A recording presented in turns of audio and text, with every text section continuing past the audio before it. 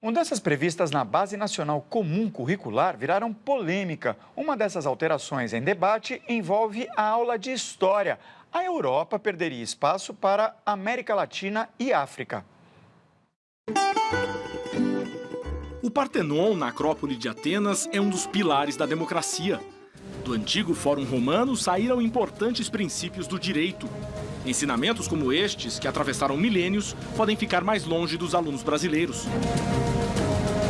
A nova proposta curricular, em debate desde setembro do ano passado, exclui do ensino médio aulas sobre Grécia, Roma e Antigo Egito, por exemplo.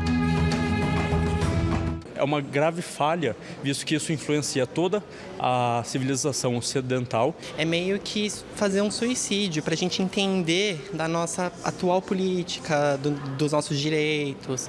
A proposta exclui também temas como Idade Média, Renascimento, Revolução Francesa e Industrial. Eles ficariam restritos aos 6º e 8º anos do ensino fundamental, para alunos na faixa de 11 a 13 anos, distante dos jovens prestes a fazer vestibular. É bom a gente sempre ter uma noção sobre história geral, sobre esses pontos que eles querem tirar. A proposta estabelece que o foco do ensino médio será a história do Brasil ligada aos mundos ameríndio, africano, afro-brasileiro, europeu e asiático. O plano deve ficar na internet para consulta pública até março. Depois será debatido em seminários e analisado pelo Conselho Nacional da Educação. Para este professor, a mudança dá mais atenção ao processo histórico brasileiro. Para entender um pouco da nossa história, é importante a gente localizar onde estamos, né, quais são as nossas raízes, como que se vem a nossa formação cultural. E a gente vai olhar, evidentemente, para a história antiga europeia. Então eu não vejo como uma exclusão, eu vejo como uma nova perspectiva mesmo. O historiador Marco Antônio Villa, comentarista do Jornal da Cultura, considera a proposta panfletária. Há um desconhecimento da história associado a um projeto político e ideológico que, no fundo, é totalitário. Nós vamos formar alunos, e aí tem a ver com o Enem, que para ir para a universidade ou pelos vestibulares, que não vão conhecer a história do Brasil e a história ocidental. Priscila, a Associação dos Escritores de Livros Didáticos, escritores que vão ter que escrever novos materiais a partir da base comum, escreveram um documento para o MEC elogiando o fato de tirar um pouco o tal do eurocentrismo, né? Centrar o ensino de história só em cima da Europa. Mas diz o seguinte, que essa nova orientação que está sendo dada limita a oportunidade de o aluno conhecer uma herança cultural mais ampla, justamente por omitir alguns momentos da história, e que essa opção pela história das culturas indígenas e africanas pode comprometer a formação da visão histórica do aluno. Você concorda? Eu concordo, assim, acho que até os próprios, o ex-ministro e o ministro também concordaram com isso. Acho que é importante a gente colocar de forma muito clara que o Ministério da Educação elaborou esse primeiro documento com o auxílio de alguns especialistas nas áreas. Esse é um documento preliminar que tem consulta pública. Então, primeiro, essa polêmica é super bem-vinda. Porque é impossível a gente imaginar que um documento que vai orientar todo o currículo do Brasil, tudo que os alunos vão aprender em todas as escolas brasileiras, porque isso é para a escola pública e privada também, que isso não vai causar nenhum tipo de polêmica, porque a visão da Flávia em relação à história vai ser diferente da minha, o que eu acho que tem que aprender em matemática vai ser diferente da tua. Quer dizer, a polêmica ela é bem-vinda porque justamente a gente tem que ter esse documento.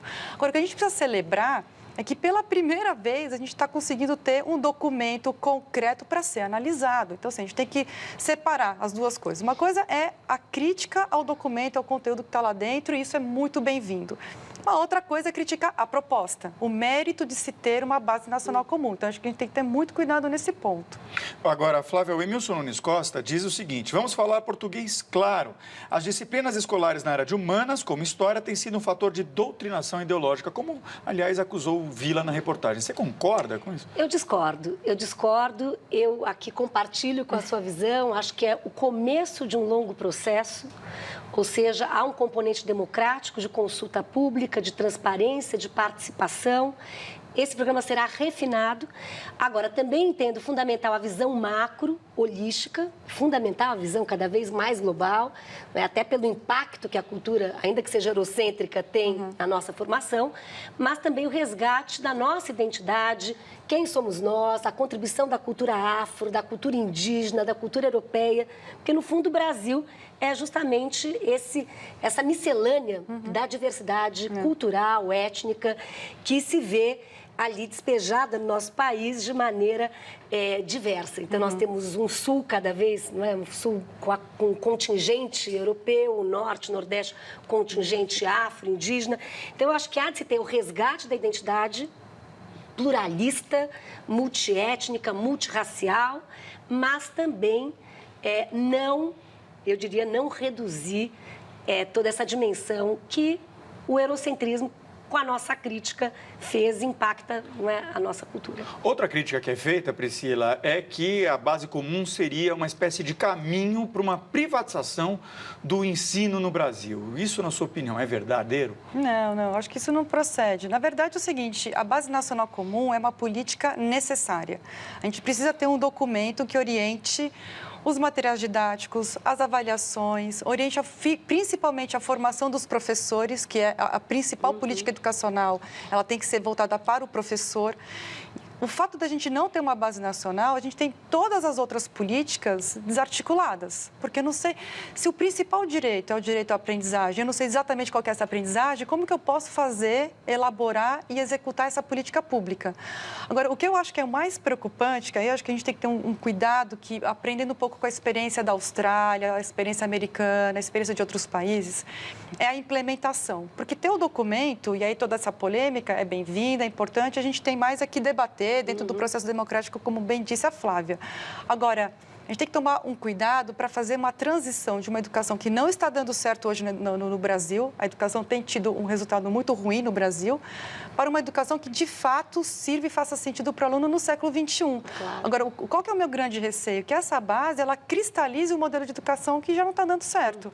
Será que não tem que ser a oportunidade da gente modernizar a educação? Quer dizer, as escolas passariam a atingir só aquilo que está no papel, nada além disso.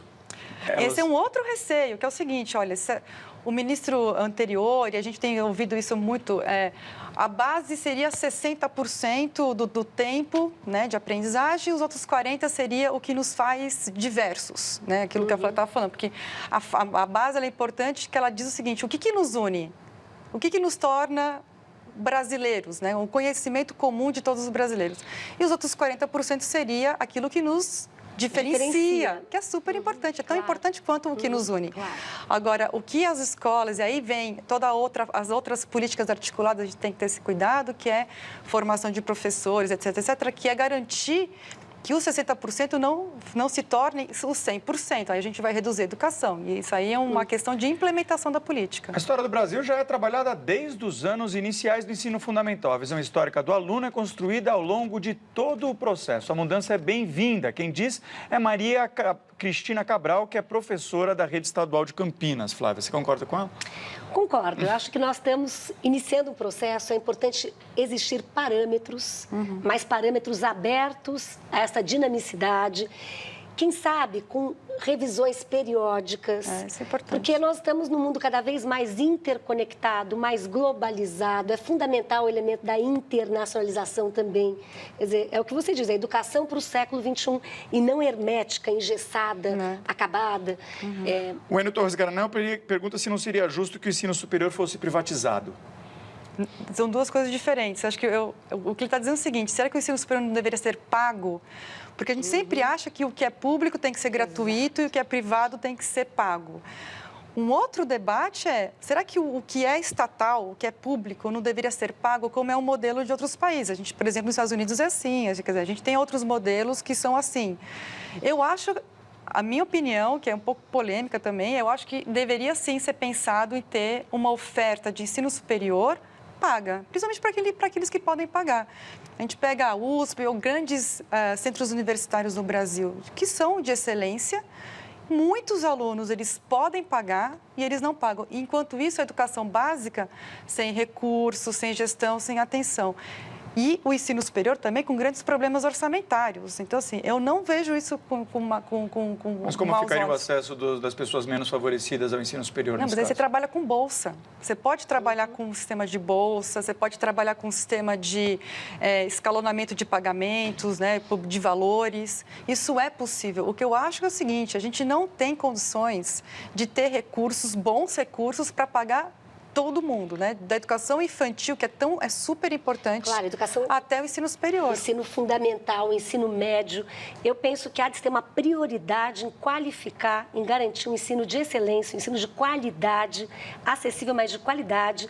Na educação básica. Na educação básica. O Tiago Mello diz a respeito disso o seguinte, que a educação brasileira não dá certo porque o professor de educação básica é excluído do debate. Também. Se nós avaliarmos as experiências mais exitosas, quer dizer, a valorização do professor, o seu aperfeiçoamento, o seu aprimoramento, isso é fundamental, e a voz dos professores. Mas aí tem um recado importante para os professores agora. A Base Nacional Comum está em consulta pública Exato. no site. Essa é uma oportunidade do professor que está lá no chão de escola, na sala de aula, que sabe como que funciona ou o que não funciona, ele opinar. Não ficar só também com base no que os especialistas estão dizendo. Essa é a oportunidade. E trazer a vivência, não é? Quem tem a vivência é a prática.